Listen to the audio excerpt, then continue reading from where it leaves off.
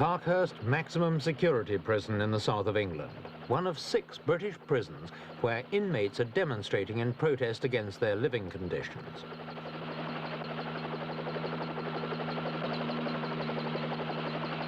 This demonstration was the second major disturbance at Parkhurst in 3 years.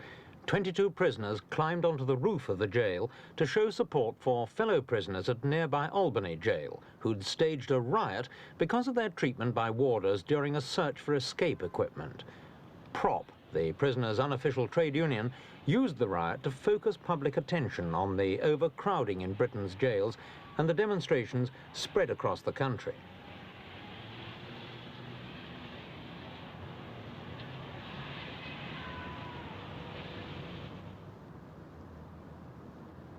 Most of the prisoners' grievances, whether about sanitary conditions, exercise facilities, visiting times or whatever, all stem basically from one root cause. There are simply far too many people locked up in buildings which are far too old. In the past 20 years, Britain's prison population has doubled to 40,000, some of whom are in jail for offences that wouldn't be thought worth a prison sentence in other countries. Now there's mounting pressure in Britain to find other ways of dealing with these minor offenders.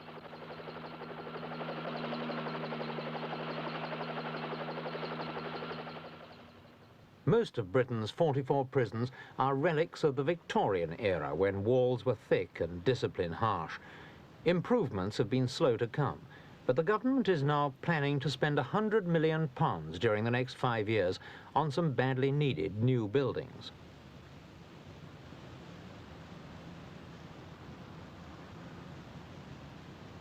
A third of Britain's prison population have to share their cells, and in the worst cases, this means 2 or 3 prisoners living in a cell intended for one.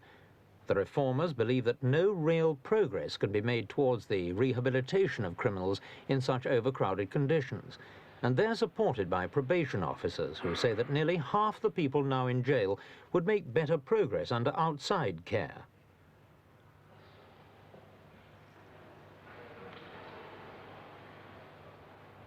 Although attitudes are changing, this new wing at Lewes Prison shows that British jails still largely reflect the philosophy that offenders should be locked up as a punishment rather than be trained to become better citizens when they get out.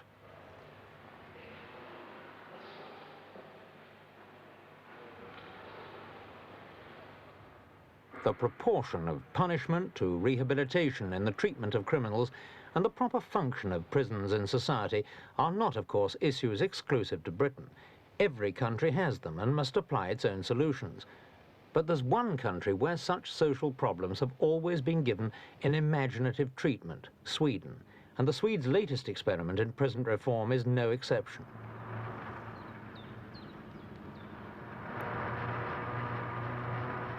Here, deep in the forest land of central Sweden, 200 miles north of Stockholm, lies Gruvberget, surely the most remarkable prison in the world.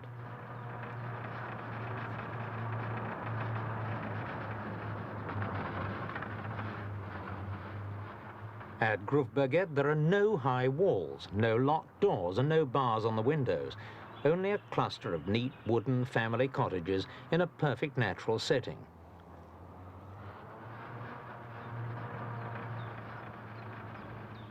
Built originally by a paper company for its lumberjack employees, the village was taken over last May by the Swedish National Correction Administration, which now runs it at a cost of £32,000 a year. It's an open prison where all the emphasis is on educating prisoners for their future life, not punishing them for their past one.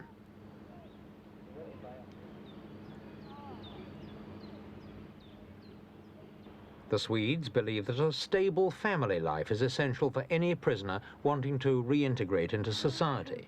Here, every married man has his family living with him in his own private cottage. The travelling and living expenses of the whole family are paid by the government.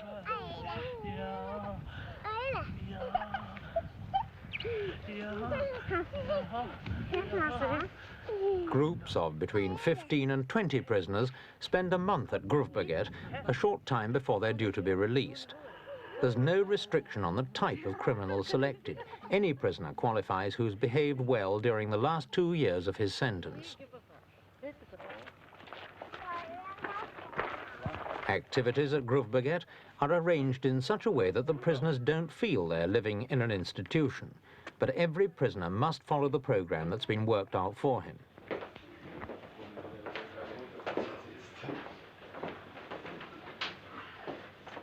As a rule, able-bodied men in Sweden's closed prisons are expected to work a 42-hour week for which they're paid. At Gruvberget, there are no prison workshops. Instead, every man spends his working day attending educational courses designed to help him in his later life. These courses, which are wide-ranging and include such subjects as Swedish history, political science and English, are held informally in the prisoners' homes and are often attended by their wives. Kolumntabellerna här. Vi ska se hur arbetslösheten varierar geografiskt i 29. Ja, det är kursbyn Gruvberget. Ja, det stämmer. The man in charge at Gruvberget is the governor, and his main job is to ensure that every single prisoner in his care derives the maximum benefit from his stay.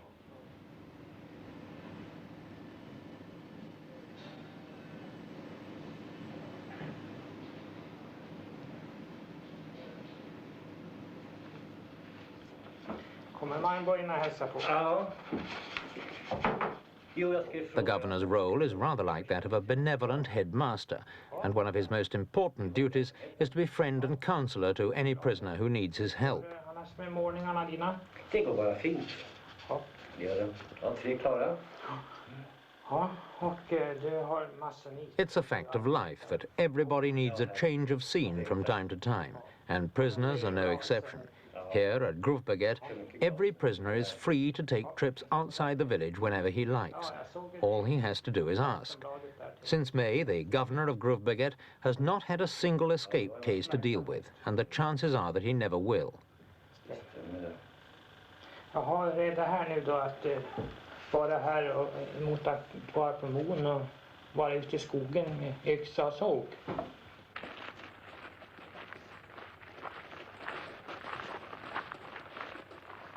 Although every family home is fully equipped with a modern kitchen, not every wife wants to cook a meal.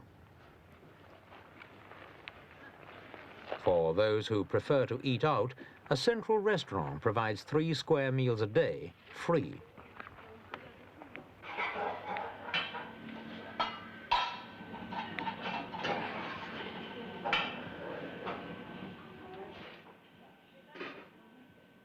The cooking may not be cordon bleu, but it's very welcome if you're a hungry bachelor.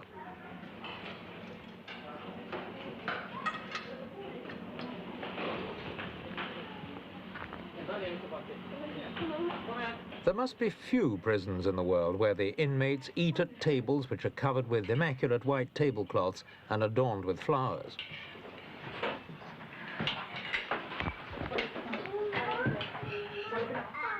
For the wives and children, the restaurant is not just a place to eat in. It acts as the social centre of the village where different families can meet and discuss problems of common interest.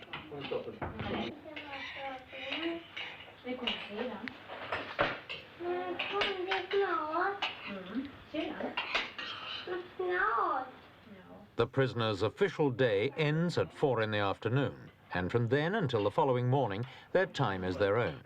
There's little organised leisure here, no theatre or concerts, and so most prisoners simply go for walks with their families. Those who stay in the village might pay a visit to the local shop.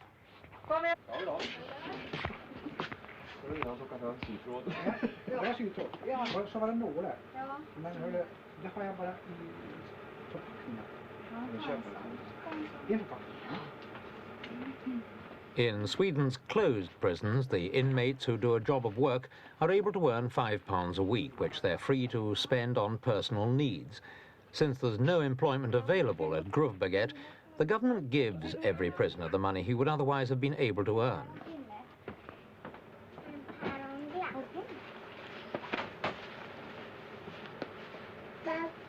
This simple family budgeting helps to familiarize the prisoner with some everyday situations he's likely to meet on the outside.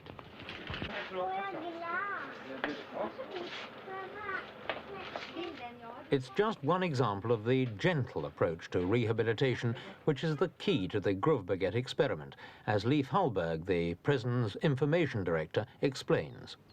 We know in Swedish penal administration that the change of life for a prisoner that goes out in society again can be very delicate, very tricky, especially for long-time prisoners. And we want to make their release as soft as possible, step by step out in society. This Gruvberget institution, it's kind of prison village, prison camp, gave us an opportunity to funnel out long-time prisoners in a soft way. And they can prepare themselves here for the life to come together with their families, so they are better trained, better prepared for the release. What does Mr. Hallberg say to those who think Gruvberget makes life too easy for the criminal and does nothing to deter him from a life of crime? Well, the prisoners that come here to Gruvberget have been in closed and ordinary prisons before, and this is one of the last steps before they are let out in society again. This is meant to give them an opportunity to train for normal, ordinary life, the kind of life they will be going back to. And we believe it's necessary. Of course, it's quite admirable here. It's pleasant to be here with their families, and a day like this, when it's sunny, it's quite okay, but so is life which awaits them. Have any prisoners taken advantage of their relative freedom and tried to escape? So far not. This is of course a risk we have to run, but so far not. Does Mr. Hallberg believe that Gruvberget is the prototype for Sweden's prisons in the future? Gruvberget is a kind of treatment form we think we need. We will of course need ordinary prisons, closed and open institutions of all kinds, but this is one of the instruments, only one, but one of the important for the future, we believe. Among the leisure activities at Gruvberget, oil painting. The releasing of tensions through artistic expression has long been recognized as an important therapy for maladjusted minds, and its encouragement at Gruvberget says a good deal about the way in which Sweden regards its criminals. They're people to be treated like patients rather than prisoners.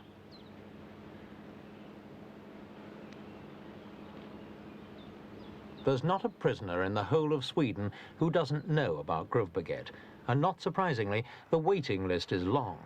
Whether this shows only the criminal's desire for an easy life, or whether it reflects a serious response by prisoners to a revolutionary kind of treatment, is still too early to say. But Sweden has long been a pioneer in social reform, and has often applied startling solutions to its own social problems.